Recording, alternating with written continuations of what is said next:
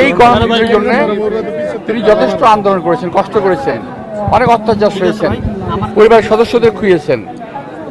বড় ছেলেকে বিদেশে রেখে নিজের দেশে থেকে, বড় ছেলে তো এখন মানুষের আপনারা জানেন যে এই সরকার অত্যাচারে দেশে ফিরতে পারেন নাই।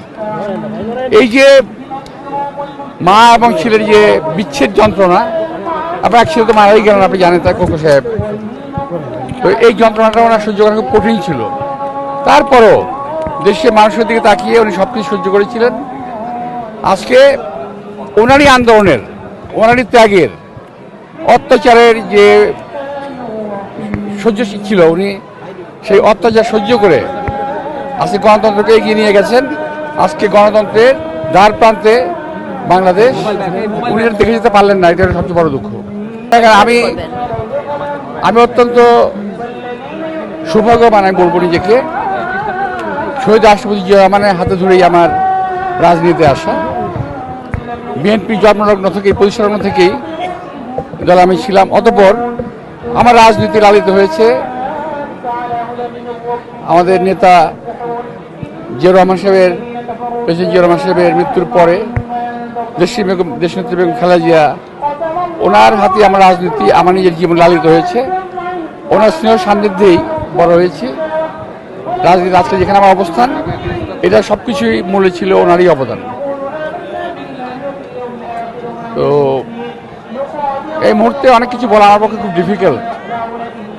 ওনার সঙ্গে কথা বলতে গেলে মনে হয় সব কিছু অকেজ হয়ে যায়, আমার সকল কিছু অকেজ হয়ে যায়, আমি কথা বলতে কষ্ট হয়। এটা আমাদের জন্য একটা বিশাল বড় একটা ব্যথার জায়গা।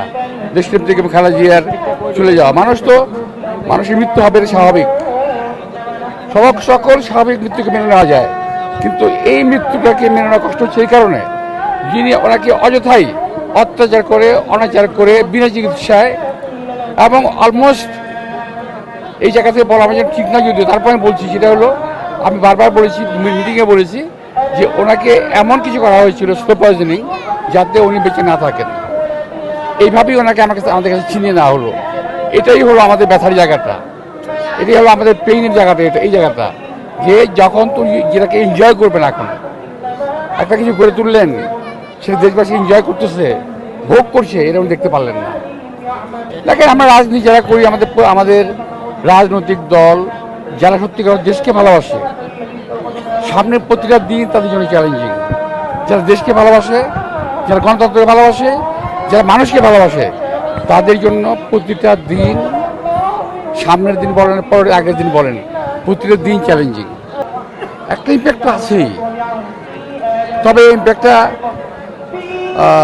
এর ফলাফল দেশবাসী পাবে, ইম্প্যাক্ট তো আছে। ঠিক আছে, ধন্যবাদ।